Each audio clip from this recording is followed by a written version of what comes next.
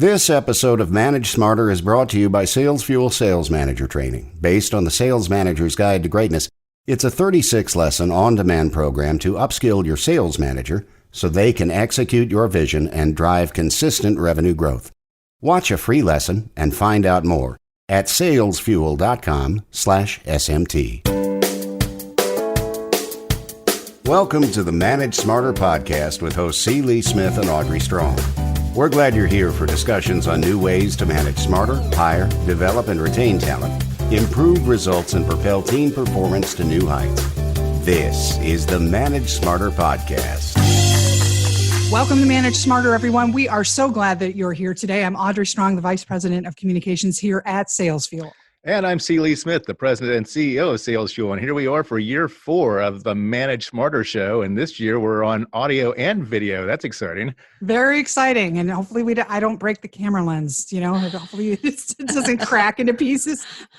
But we're so glad. Hopefully they're looking at you instead of looking at me. So, And welcome to our guest, Michele Ashby. She's the CEO and founder of ACE LLC, Ashby Consulting Enterprises out of Denver, Colorado. Hi, Michele. Hi, Audrey. Thank you. And hi, C. Lee. How are you? It's good to be seen. Yeah, I hope you're well, Michele. I am. I like your background. That looks so great. I'm jealous. Audrey did that for me. Yeah. Okay. Yeah, one's really coming good for me. I just don't have it yet. Yeah, it looks great. Thanks. Well, thanks. Well, so we've got a great topic today with Michele, women and boards. We have a lot of questions for you. I want to tell you a little bit about Michele, though, everybody. We're so glad that you're here.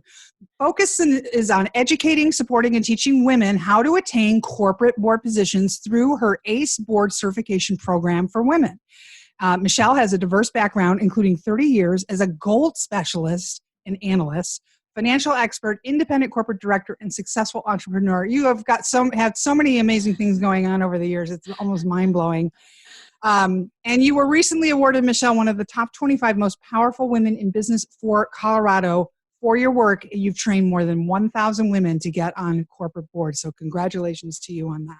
Thank you. Actually, my goal is to train 1,000 women, and I'm halfway there. This last year really catapulted this up to I'm really close to that 500 mark.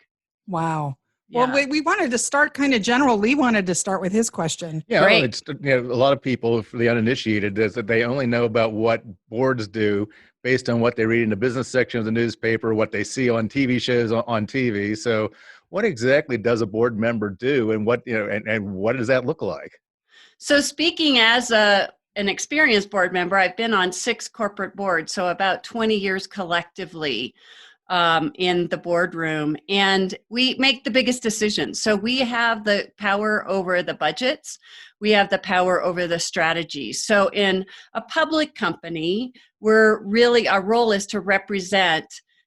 Actually, it's about 8 different parties. So if we include all the stakeholders, right? It's our customers, it's our workforce, it's our management, executive, our shareholders, our investors, all of our stakeholders, the environment that we're doing our business in, et cetera, et cetera. So it's a tough gig because as you're sitting there considering another decision, you're representing all of those entities. And remember that it's a group decision. You may not agree with everyone, but in the end, it's a group decision. It's not yours.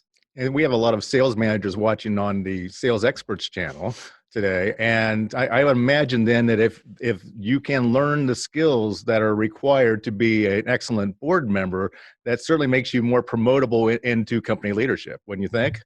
Absolutely. And I look at it with a lens of leadership characteristics. So when I'm looking for candidates for women that I'm going to train, I want women who have leadership skills. And to me, that's the courage to step into these leadership roles and make those tough decisions and be able to represent in those difficult situations.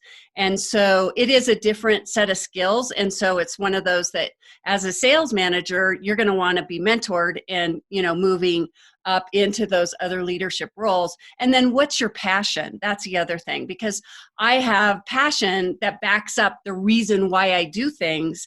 And I believe that's why I have been successful throughout my career. Yeah. You said that only 20% of U.S. boards are women? Do you mean 20% only contain a woman, or are all women? All women. So there are Okay. still a lot of boards out there that have no women on them, and that statistic is it's like the general for all public companies. For private corporations, we don't have those statistics. Just by the way. Why do you think that is? Well, because they don't have to report, so their financials are not public, and they don't have to tell okay. us. Well, going back, why only 20% of women on board? Well, to be honest with you, we just started this process recently in the last, there's a photograph that I show to all my groups, which is from 1975, that shows Katharine Graham as the only first female on the board of the Associated Press. And so, it's only in the last few decades that women have started to be invited and appointed to the boardroom. So it's a process, right? So talk about the certification program. I mean, you said there's 4 different programs and pieces to this. Can you talk a little bit about what a woman who aspires to this might be setting themselves up for? Yeah. So, there's what I call, board governance. You have to learn that. Financial acumen. And a lot of women go, oh, I don't have finance, so don't pick me. But, only 25% of board appointments are people who are financial experts. So that means 75% of them are not. But regardless, it's really good for you to understand financial statements and know what people are talking about. So we cover financial acumen. The other one is risks and responsibilities. In a public company, of course, there's the opportunity where you could be breaking regulations or out of compliance. So you have to be aware of that. And then the other piece is for women in particular, how to get on a board. So it's really putting together your own playbook as to what companies you're targeting, and then how are you going to go about trying to get on that board.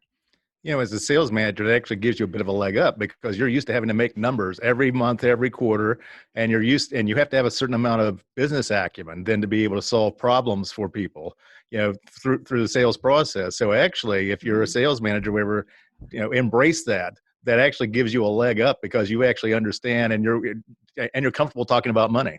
Yeah. And I think, you're hitting on some really good points that are the other characteristics, like sales. As you are so well versed, not everyone is a good salesperson. A good salesperson is also excellent at communication and getting those ideas across. They have to do their homework in order to be able to sell the product that they're going to be selling. They do have to understand the finances because that's going to be the question that people ask them. And they have to, have that pencil sharpened and understand what those nuances are. And so those are all super strong characteristics that will serve a person well who has those skills. It's not just communicating then with clients or something like that. As once you get into management, being able to communicate internally becomes super important, and even more so when you're a board member, I would assume. Exactly. So, and then, being able to communicate. What I say is it's a peer-to-peer and it's an executive level, and there's a different language. I call it the executive vernacular. So it's important. That's why, that mentorship from other leaders is so important, because those are the people who can help you, teach you, and get you into that executive role with the correct and acceptable, what I'm saying, kinds of things, because it's a team, right? And there's specific rules right there, but no, there's not a lot of books written around what those are. Right? Yeah, exactly. We were talking last night on the phone about our interview with you today, and one of the things that we talked about was the misconceptions by the wider public and maybe even business people and our peers about boards, and that it's a patronage appointment and it's my second cousin or the CEO's whatever, twice removed, who has no skill set related at all to the company. And then also the idea of boards being just a rubber stamp for golden parachutes and other things. Can you talk a little bit about how you help your certification candidates separate those type of scenarios going for an organization where it's really set up not in that way?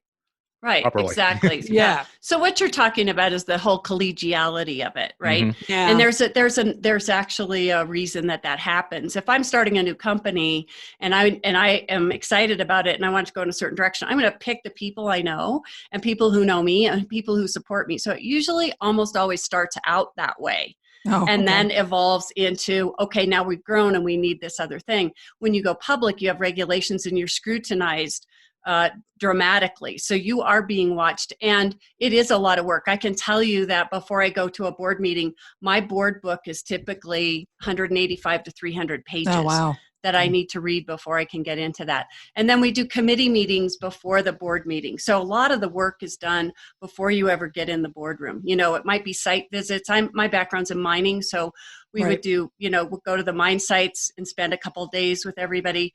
And then we do committee meetings, and then we do, other meetings. And then by the time we get to that agenda at the boardroom, it might be pretty short and sweet, but there's a lot behind it. So many hours that have gone into it before we ever get there. Does that answer the question? Yes. Okay. Yeah, makes sense. But and Lee, we had, to his point yesterday, said, yeah, but what do you do if you finally I've taken your certification, you've helped me network, I get on a board and it's a hostile board. Which the CEO you got doesn't one shareholder or whatever that just is raising hell, and doesn't like the CEO, whatever, wants it, it's right. a TV drama stuff, right? I mean, how realistic, how often does that actually happen? Well, of all the boards I've been on and all the years I've been in, I've never had that happen in real life. Okay. I think it's rare. I know it does happen, but it's very rare. And typically, you're not going to see just one rogue person. You'll probably see potentially two or three, right?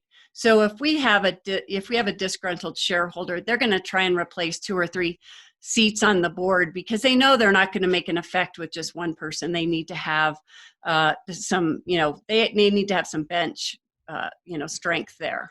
Well, that goes to the importance of alliance building, which is like once you're a sales manager, you realize then the importance of building alliances then, with other departments and with key management and everything like that. So, how do you advise people on how to be better skilled at building alliances?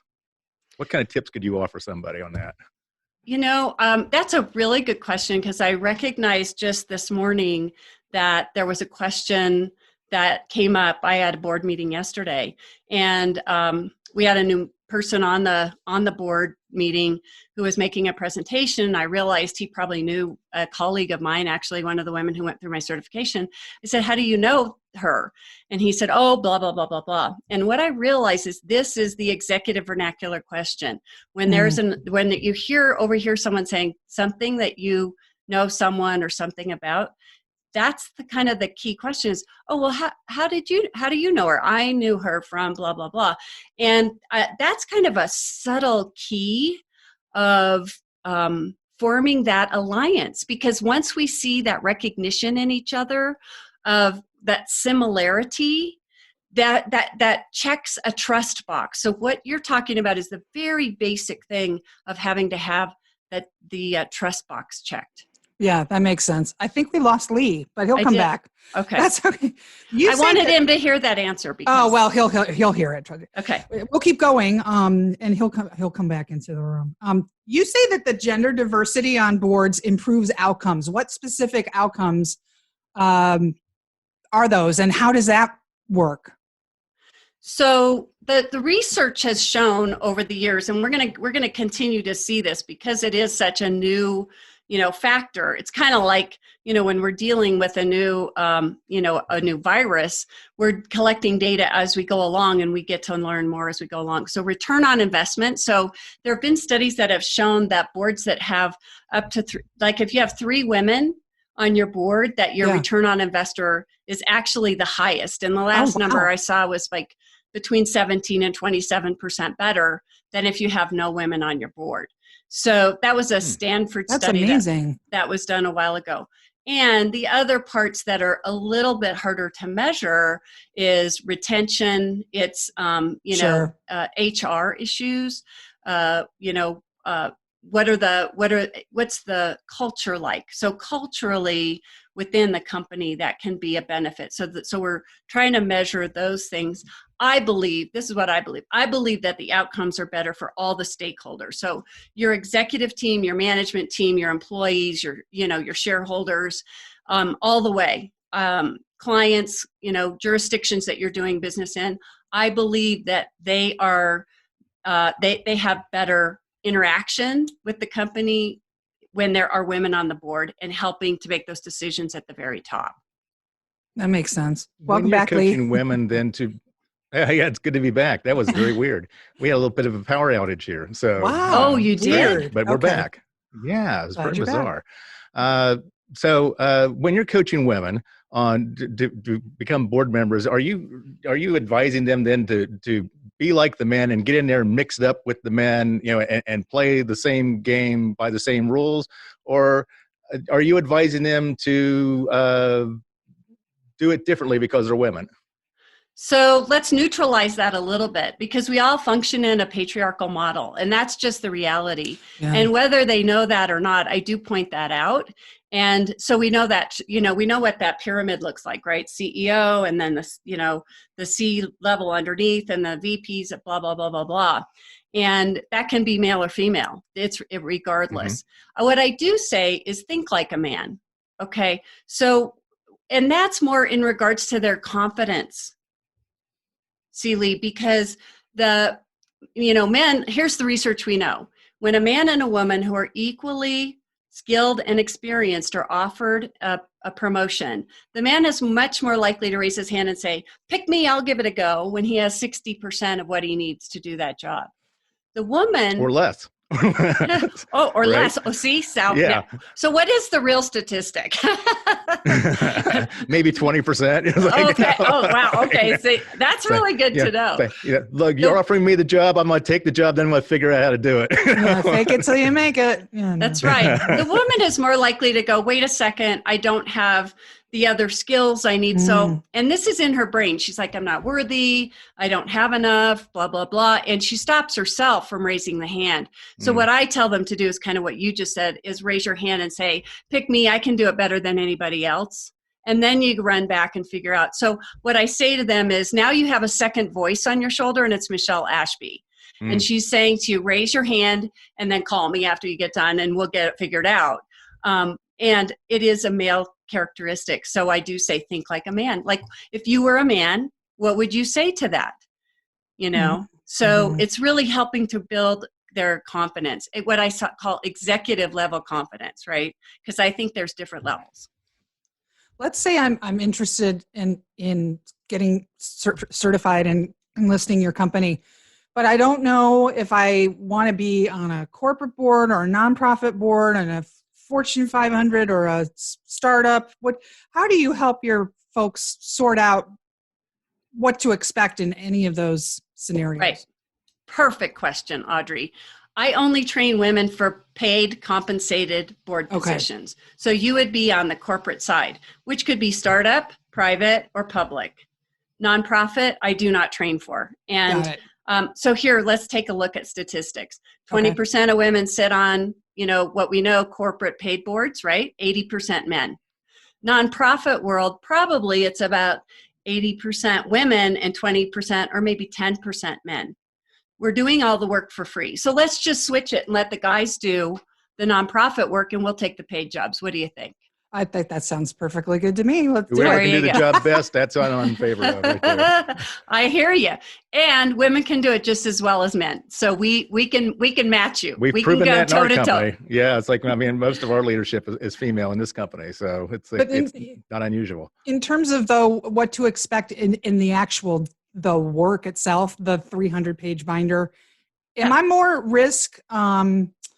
Is it more of a high wire act to be on a PepsiCo than a startup? Or startups can be sticky wickets too. I mean, I guess I'm not quite sure what I would expect, but can you get into more trouble with a bigger company? When things go sideways and you're on the board, what to expect? I think that the basic rules as a director, so your duty of care, your duty of loyalty, yes, those kinds of things are the same, no matter what size, and we teach that. So that comes under your board governance. And, you need to be in integrity. And it's rare that you find people who are not. And of course, then stuff happens.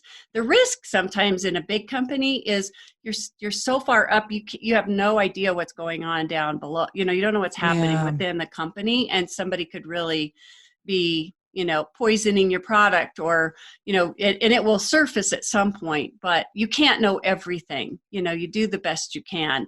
But let me back up about what it takes, because people ask me, how much work is this? Is it full-time? Is it part-time? So the requirement for a public company is that you have to have a meeting every quarter for a year, and one annual meeting. So 5 meetings a year. There's committee work and that type of thing. And I tell women, your first year, you're probably going to spend 20 hours a week getting yourself up to speed. If you are a dedicated, you're the person who really wants to get in there. And that 20 hours goes back to building the relationships that we talked about. Mm-hmm. I encourage people to build relationships with the management team, with people in the company, go to the site visits. You've got to invest time, do one-on-one meetings with every director so that they know you and you get to know them. Really ask your questions at the committee level. You could even do side meetings with the chair of the committees if you want to get more background, because it's a river and it's running and you're jumping into it. So you got a lot to catch up with that was upstream, right? So there can be a lot of work, but once you settle in, it really is a part-time job. It's a paid job. My mentors, who are all men, I've been mentored by men my entire career in mining and finance for 30 years. I watched them climb the corporate ladder, get on 3 or 4 boards, retire out. They're making 6 figures, playing golf, and they've got stock options. They're set. Their family is set. And that's been my path in my own career. In fact, I was looking for my board number 3 and 4 when I decided to divert and create a program to train other women, because I realized we didn't have that. We didn't have the training, and women didn't understand it. They didn't know what a board was, or how do I get there? Where do I even start? Yeah. It's amazing. We got a few minutes left. It's acellc.consulting. I know that your winter sessions are sold out for people who are interested. When are you going to do your spring sessions? I'm launching that in probably 1st of February, and that'll start in late April. And I also have an online product that I'm running a special on for $59.50. They can register on my website, and that's anytime, anywhere. And I offer a free coaching call with that. So that's a good way to start, because it's a primer. You get some real basics, and you can figure out pretty quickly, oh, this is for me, or maybe this isn't for me, I wrote the book Sales Cred, which I have over my shoulder there, and it's all about sales credibility. And one of the things I really believe is very helpful in establishing your credibility is to be a member of a board. I mean, because it shows that other companies trust you for your opinion and your acumen. But I also see that it also, having that on your profile, it makes people sit up and take notice now. It's like when you speak, more people are more apt to listen. I was like, how much of impact do you see that being a board member actually has on someone's credibility and their impact whenever they speak? Well, that's a good question. I would say that your credibility comes from, your expertise. So there would be equal, kind of level, but in the business world, it's quite good, because obviously it's a stamp of approval. It's your kind of award. In academics, we get to go on stage and get all these honors. In business, would be the equivalent of that, is what I would say. So it does build credibility, and people do listen to you. And I think that's the other reason why older, seasoned, business people are so well suited, because you're dealing with decision making. You have to have a lot of background and a lot of experiences in a lot of places. And I mean, I'm talking failures. A lot of failures in bringing yourself back up are some of the biggest benefits that you can have when you come to that table and you're trying to solve situations. And I depend on my other directors to bring that. Because we all have different backgrounds. And it's one of those things that feeds off itself. You need a very high degree of credibility to even get a board position. And then once you had the board position, now you have more credibility. And so it just continues to build and snowball. Yeah, it does, actually. And there's no age limit, by the way. So you will see, like on the Berkshire Hathaway boards, in some of those companies, those gentlemen are in their 80s. And I say gentlemen because they are all They're young gentlemen compared to at that Warren age. Buffett, right? Right. Yeah. I'm a Buffetteer, and so I track that. Well, this is great. I can't thank you enough. And it's acellc.consulting. And I know that you said that there's like 400 women who signed up during the pandemic. So take advantage of the fact that you can focus if you're working from your home. It might be a good time. I want to We go need off. women. I want to go off on a tangent a little bit, in a little bit of time that we have left. We're normally a 20-minute show, and so now we get to be a 30-minute show, which is great. You have great experience in gold. And so I wanted to ask you a question about, when's a good time to buy gold and not a good time to buy gold. And then my follow-up question, that's going to be cryptocurrency. Are we seeing more people buying cryptocurrency rather than gold, or supplementing gold, or do the two not go together at all? Right. Okay. Oh my gosh. You just tapped into Disclaimer, this is not financial advice she's giving people. Thank you. Yeah. Okay. There you go. Right. But the best time to buy gold was in 2000 when it was $299 an ounce. Not now. It's 1900 something. But there's different ways to participate. So I can tell you what my favorite way is to buy gold is to buy 24 karat gold jewelry. Oh, jewelry. 24 karat gold jewelry. Yeah. Okay. This is called Mene, M-E-N-E. And you can go online and buy this jewelry, and they will buy it back from you at spot less 10%. So it's truly an investment in gold, and you can wear it.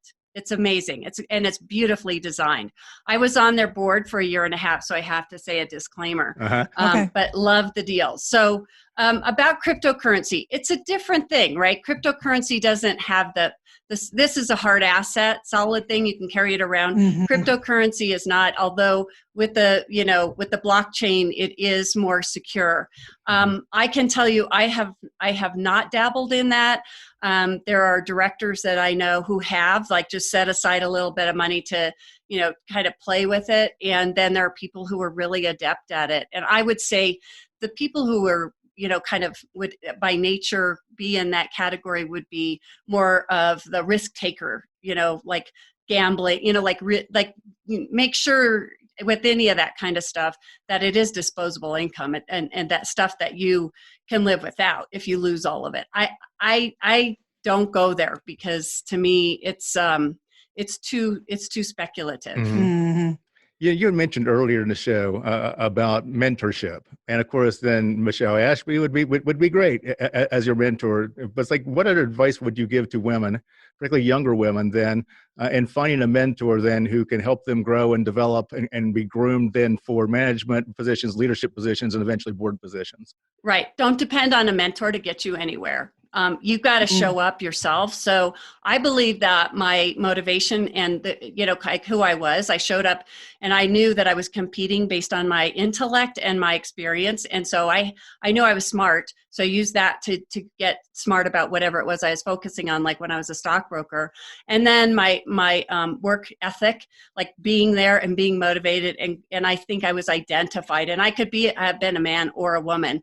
I would have been identified by mentors who showed up. So all my mentors were gentlemen and wonderful people throughout my career. So do your work first. Make sure that you are working hard and making a difference yourself. And then these are people who, what I say is they say good things to you about you, like, great job, Audrey, you did awesome on that. And there are also people who will say great things about you in front of other people. So they'll be like, Seeley, Audrey is amazing. She did da da da da da. And then I hear it frequently. thirdly, they're the person who will get in the room without you and put your name in the hat when somebody says, do you know somebody who could do this? And I had that happen over and over in my career. And that was, but I worked really hard to get there. And I stood up. I think, what you do, Seeley, is one of the hardest jobs in the world. I think that being good at sales, and I feel like I am because I'm a good storyteller and I love sales. So I applaud both of you for this because these are really incredible skills that I don't know, you would know better to say, can they be learned, or do you just have them, or is it a combination? It is a combination. Yeah, there definitely is. It's like the way your brain is wired then, and your behavioral tendencies, motivational tendencies, and what you value, then make it, that determines your potential. But then it's like going from high potential to high performance, that requires a lot of work, a lot of skill, and a lot of everything. So yeah, I definitely feel like it's both. Before we close out, there's one thing that, I didn't get to ask yet that I'm really curious about. You advise and mentor a lot of women on getting board positions, obviously. What about minority women? Is it harder for them? Not now. Actually, there has been a surgence of companies that are looking in particular for Black women since George Floyd. Almost every board request that I see will have that as an option if you have a minority woman. So my group of graduates for my certification course, these are the women that I'm helping place on boards. I have 81 graduates. About 10% of them are minorities, that Black, Asian, South American, Latin American, et cetera. And actually I have Eastern European. I have quite a diversity there. But as you said, we're looking for the best of the best, and they are out there. Trust me. That's terrific news. I'm really happy to hear that. That's great news. Yeah. Well, this has been great, Michele. I want to start to cry because my 20-year-old self is saying, "Why didn't I know you when I could have?" It was all about just trying to find your way and keep the wolves away from the door. There wasn't this long-range thinking and plan that you're planting the seeds of with this show today, and I think it's fantastic. Well, you know me now, Audrey. Yeah, it's never too late. We need women in boardrooms. That's my thing. We need you. We need you. We need you. She'd be a great one. Good. Let's get her going. On our leadership team, she's a very valued member of the team here. So thanks. We'll talk offline later, Michele. There's your champion, right? Always. Yeah. Thank you so much, Michele. What a pleasure. Good luck with the program, and everybody go to the website, sign up, and thanks again. This was great. Thank you. I'm so appreciative to be your guest. Thank you. Thanks for listening. If you enjoyed the show, please rate and recommend on iTunes, Overcast, or wherever you get your podcasts. You can also get more great information at salesfuel.com.